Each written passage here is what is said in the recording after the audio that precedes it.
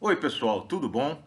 Eu sou José Carlos Pinto, professor titular do Programa de Engenharia Química da COP da Universidade Federal do Rio de Janeiro, falando com vocês aqui no canal Falando com Ciência, sobre aspectos do dia a dia da pesquisa que se faz nos institutos de pesquisa e nas universidades brasileiras.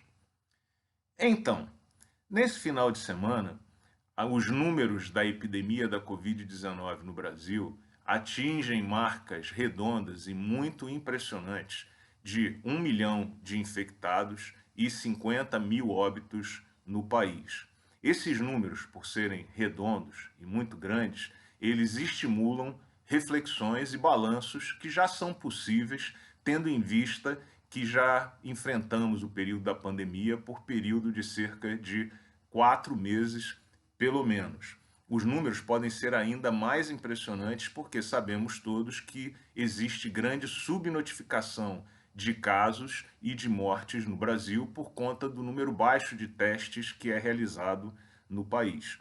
A despeito disso, um balanço do último período permite a gente fazer algumas projeções simples e usar essas projeções como base para algumas reflexões sobre esse período que estamos atravessando e vivenciando todos no Brasil. Uma projeção muito simples que é possível fazer é, admitindo-se que a curva de evolução da doença ela é simétrica, como se fosse um sino, e que a gente já está no período de pico da doença, então, se a gente imaginar que foram 50 mil mortos até aqui, nós atingiremos a impressionante marca de cerca de 100 mil mortos ao final desse ciclo epidêmico. Essa projeção, que é muito simples, ela tem várias incertezas, porque não necessariamente nós estamos no período de pico do platô máximo. Na última semana, nós tivemos 4 dias seguidos pela primeira vez com mais de 1.200 óbitos e não há dados que permitam garantir que esse platô já foi atingido, de maneira que os números podem ainda continuar crescendo e, da mesma forma, os modelos epidêmicos não precisam ser simétricos. E durante a descida, é muito comum que essa fase se estenda por período mais longo que da subida, porque a subida é exponencial e a descida não é. Portanto, os números podem ser bem maiores do que esse projetado. Mas a despeito disso, o número 100 mil, de 100 mil mortes, mostra como foram irresponsáveis as atitudes negacionistas do início da crise no Brasil. E esse fato nos deixa e nos dá muitas lições que devem ser repetidas por todos os professores, pesquisadores, cientistas envolvidos com o tema do desenvolvimento do conhecimento e da metodologia científica. É muito claro, e já entrou para o anedotário político brasileiro, que aquela fala da gripezinha, do resfriadinho, era absurda e deve ser sempre lembrada para mostrar como o debate científico racional ele é importante. Da mesma maneira, deve ser lembrado sempre, não do ponto de vista de revanchismo, mas como aprendizado, como as pessoas podem colocar suas carreiras em risco ao participarem de debates sobre temas supostamente científicos, quando na verdade apenas defendem uma posição ideológica e usam a ciência como uma ferramenta de defesa de posições políticas, como nós vimos durante a primeira fase da doença no Brasil.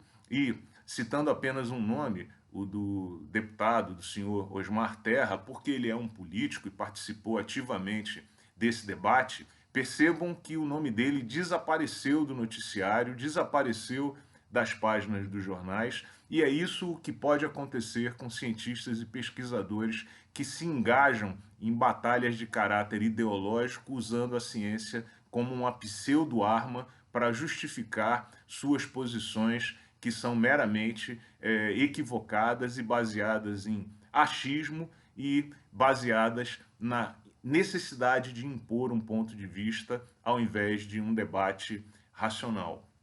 Da mesma maneira, nesse período, a gente assistiu todo o desenrolar da discussão sobre a cloroquina, e de novo, não me interessa esse medicamento, porque é legítimo que um medicamento seja testado cientificamente e usando todas as ferramentas que a medicina nos oferece para tentar curar doenças. No entanto, não adianta querer impor que um medicamento funcione na marra e no grito.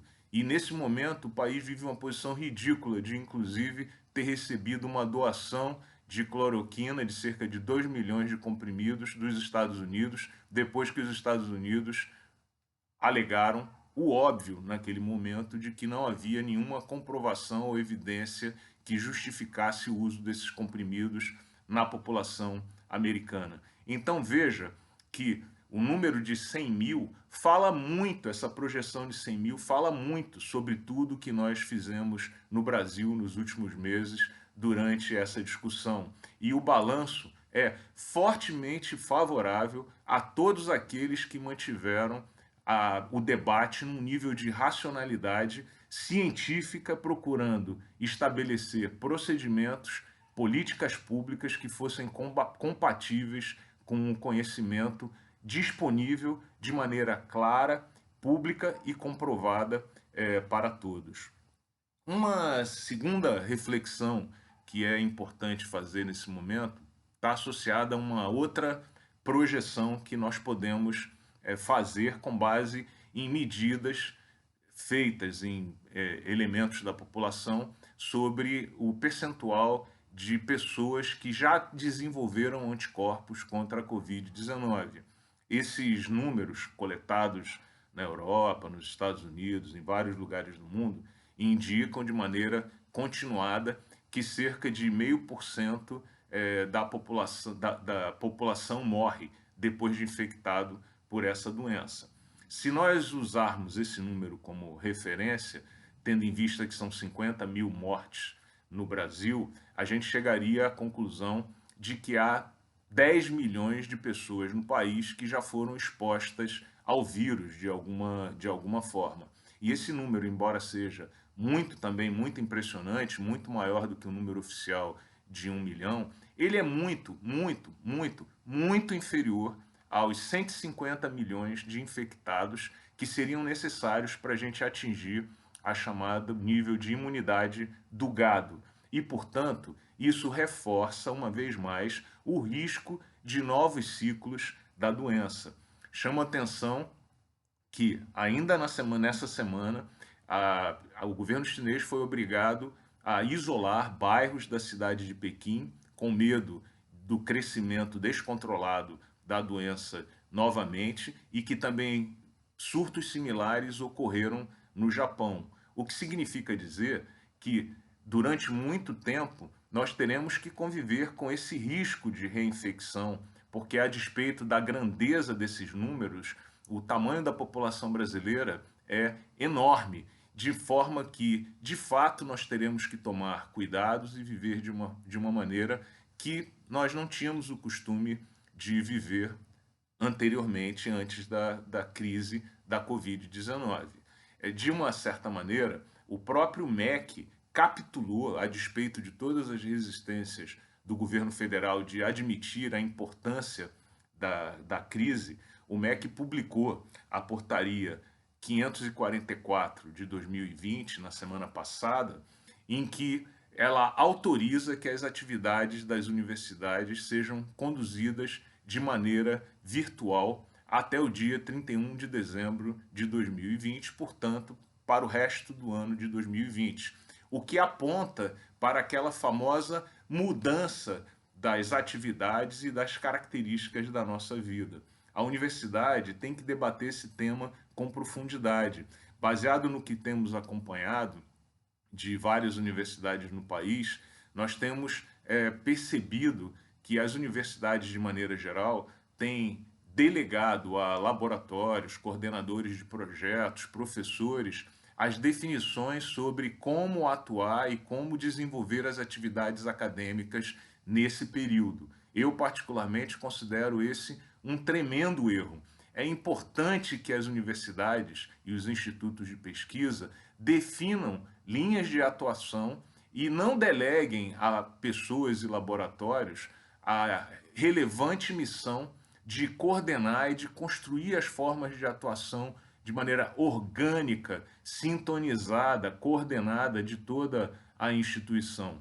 Essa delegação de poder aos docentes, aos laboratórios, embora seja compreensível por causa das demandas distintas dos diferentes ambientes, ela não é de fato eficiente e pode causar muitos problemas. E é praticamente inaceitável que dois alunos de uma mesma instituição sejam obrigados a se submeter a regras completamente distintas dentro da mesma instituição, simplesmente porque habitam ambientes de laboratório distintos. Isso, de uma certa forma, reforça a fragmentação da universidade e não responde os anseios e as expectativas de estudantes, pesquisadores e docentes de forma mais ampla. É necessário que a universidade compreenda que, de fato, sua vida mudou para os próximos meses, quem sabe, um período superior a um ano, e que, portanto, as ações sejam coordenadas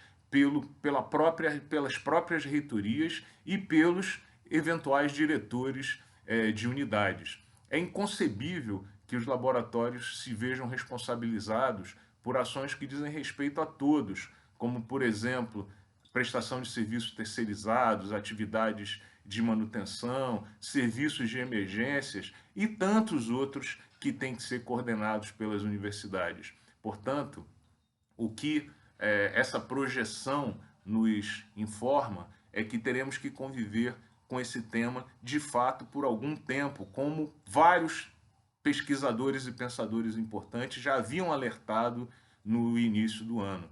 É hora de a gente se debruçar sobre esse tema de uma maneira propositiva e das universidades admitirem e assumirem uma coordenação central para suas ações no futuro próximo, pois tudo indica que, como imaginado no início do ano, os próximos meses não serão como antes. Balanço importante, seguimos em frente com resiliência e vamos nos debruçar e avançar sobre esse novo mundo com conhecimento e com atuação consistente e baseada em todo o conhecimento disponível. Chega de negacionismo no Brasil. Vamos avançar. Um grande abraço e até o próximo vídeo.